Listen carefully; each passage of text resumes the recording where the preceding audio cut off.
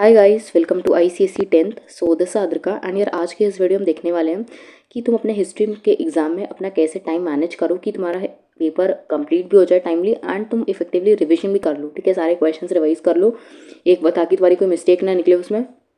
तो ऐसे तो यार सारे सब्जेक्ट्स में टाइम मैनेज करना बहुत ज़रूरी, बट हिस्ट्री एक ऐसा सब्जेक्ट है कि उसमें तुम्हें लिखने बहुत लंबे लंबे क्वेश्चन आंसर्स। एंड हिस्ट्री एक ऐसा सब्जेक्ट है जिसमें मतलब लास्ट के 10 मिनट्स निकालना मुश्किल हो जाते हैं, और इसलिए बिलीव में टाइम मैनेजमेंट हिस्ट्री में बहुत ज़्यादा ज़रूरी है। लिखते लिखते हाथ दर्द हो जाते हैं हिस्ट्री के पेपर में, और तुम अपने प्री बोर्ड्स वगैरह के पेपर देख कर तो समझ ही गए होगे कि हिस्ट्री सिविक्स में कभी भी रिवीजन नहीं हो पाता। इनफैक्ट कभी बार पेपर छूट भी जाता है एक दो क्वेश्चन आंसर्स। सो इसीलिए आज हम देखेंगे कि तुम्हें कितने मिनट में कितने क्वेश्चंस कर लेने हैं, कितने कैसे ओवरऑल तुम्हें टाइम मैनेज करना है पूरा। सो वीडियो को स्टार्ट करते हैं। तो देखो, तुम्हें जो टाइम मिलने वाला है वो है 2 आवर्स प्लस 15 मिनट्स। ठीक है, जो 15 मिनट्स तुम्हारे एक्स्ट्रा होंगे, मतलब एक्स्ट्रा से तुम्हें वेस्ट नहीं करना, बहुत अच्छे से यूटिलाइज करना है। तो 2 आवर्स में तुम लिखोगे, राइटिंग पार्ट है तुम्हारा ये, और 15 मिनट्स में तुम्हें लिखने नहीं दिया जाएगा। मतलब 15 मिनट्स में तुम्हें क्वेश्चन पेपर की रीडिंग करनी है अच्छे से। तो इन 15 मिनट्स में तुम्हें क्या करना है, मेरे अकॉर्डिंग तुम्हें पहले तो पूरा पेपर रीड करना है। ठीक है, जो फर्स्ट 15 मिनट्स तुम्हें क्या करना है, पूरा पेपर की रीडिंग करनी है अच्छे से। ठीक है, मतलब जितने भी इंस्ट्रक्शंस वगैरह उसमें लिखे होते हैं, कितने मार्क्स का क्या क्वेश्चन, तो ये सारी चीज़ें तुम्हें देख लेनी है। ठीक है, अच्छे से सारे इंस्ट्रक्शंस पढ़ लेने हैं। नेक्स्ट जो तुम्हें 15 मिनट्स में करना है वो ये है कि तुम्हें अपने MCQ सॉल्व कर लेने हैं। ठीक है, मतलब माइंड में सॉल्व करना, पेपर पे मत लिखना, अपने आंसर शीट में ना लिखना। और जो तुम्हारा क्वेश्चन पेपर है उसमें भी टिक वगैरह मत करना, एक सिंपल से डॉट रख लेना पेंसिल से। ठीक है, क्योंकि क्वेश्चन पेपर में आई थिंक जो लिखना होता है वो मना होता है, इसीलिए तुम सिंपल डॉट रख देना, उससे कोई दिक्कत नहीं है। तुम MCQ अपने माइंड में सॉल्व कर लेना, और जितने भी तुम्हारे 15 MCQs होते हैं उसको अच्छे से कंप्लीट कर लेना अपने 15 मिनट्स में।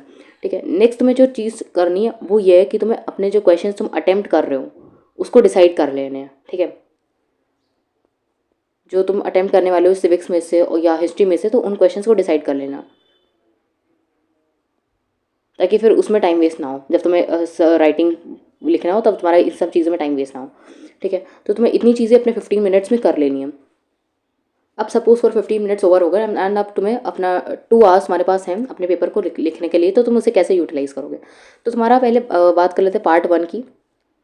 पार्ट 1 जो होता है तुम्हारे हिस्ट्री के पेपर में, यानी कि तुम्हें जो शॉर्ट क्वेश्चन आंसर्स होते हैं वो। ठीक है, शॉर्ट क्वेश्चन आंसर्स यानी MCQs तुम्हारा पार्ट 1 होता है।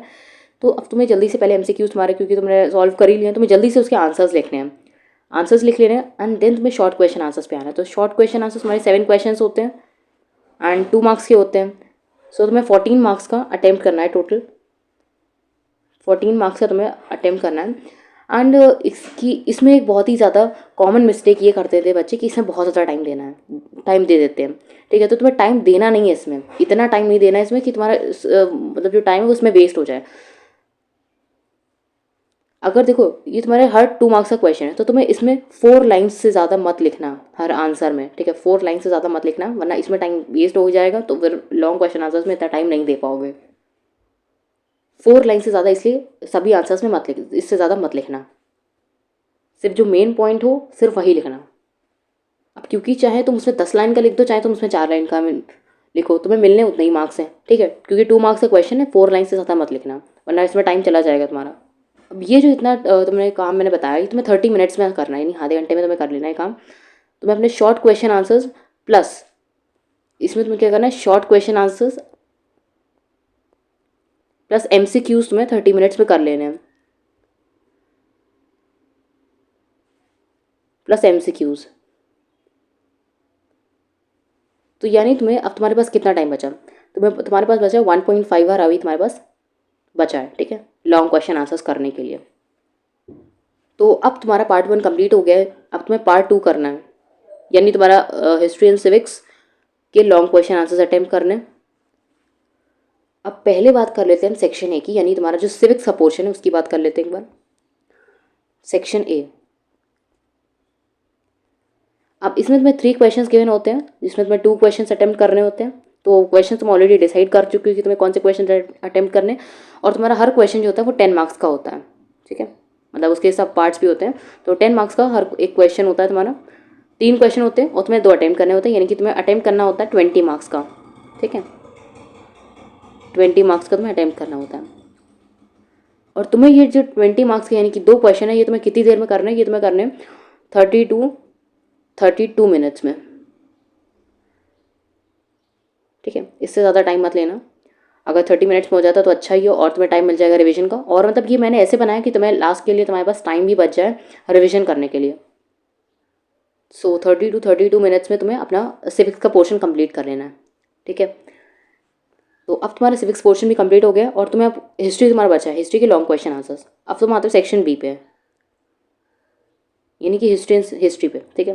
अब हिस्ट्री में तुम्हें 3 क्वेश्चन अटैम्प्ट करने होते हैं, सिर्फ 3 क्वेश्चंस, ठीक है। और वो भी क्या होते हैं 10 मार्क्स के होते हैं, तो यानी तुम्हारा टोटल 30 मार्क्स का तुम्हें अटैम्प्ट करना है अब। और तुम्हें अपना हिस्ट्री के जो लॉन्ग क्वेश्चन आंसर्स है इसको तुम्हें 45 टू 48 मिनट्स में कंप्लीट कर लेना है, ठीक है। इतने टाइम में अपना हिस्ट्री का कंप्लीट कर लेना है, ठीक है। अब जब तुम हिस्ट्री कर लेते हो तो तुम्हारे पास रिवीजन के लिए, मतलब अपने सारे क्वेश्चन आंसर्स रिवाइज करने के लिए एक बार सारी स्पेलिंग मिस्टेक्स वगैरह रिवीजन में देख लेना, उसको देखने के लिए तुम्हारे पास बचते हैं 10 टू 12 मिनट्स बच जाते हैं, ठीक है। तो ऑन एन एवरेज तुम्हारे पास इतने मिनट्स बच जाते हैं। अब वो तुम खुद ही कैलकुलेट इस चीज़ को कर सकते हो कि देखो अगर तुमने अपना पार्ट 1 में जैसे तुमने अगर 30 मिनट्स दे दिए और उसके बाद तुमने फिर अपना पार्ट 2 में सेक्शन ए में सिविक्स करने में 30 मिनट्स दे दिए, तो 1 आवर तुम्हारा ये हो गया। और उसके बाद सेक्शन बी में यानी हिस्ट्री के लॉन्ग क्वेश्चन आंसर्स करने के लिए तुमने 45 मिनट्स दे दिए, तो 1 आवर 45 मिनट्स में तुम्हारा पेपर कंप्लीट हो जाएगा एंड 15 मिनट्स तुम्हारे पास रिविजन के लिए बच जाएंगे, ठीक है। अगर 1-2 मिनट ज़्यादा लग जाते तो इसीलिए ऑन एन एवरेज हमने 10 टू 12 मिनट्स रखा है, ठीक है। 10 टू 12 मिनट्स हमारे रिवीजन के लिए तुम्हारे पास पूरा टाइम निकल आएगा और 20 टू 12 मिनट्स में तो अपना अच्छे से रिवीजन कर सकते हो, प्लस तुम अपना जो अच्छा सा फिनिशिंग वगैरह दे सकते हो अपने पेपर को, मतलब पेपर प्रेजेंटेशन कर सकते हो अपनी। तो उसका भी वीडियो मैंने बना रखा है, तो उसको मैं डिस्क्रिप्शन में डाल दूँगी, तो उसे भी एक बार देख लेना।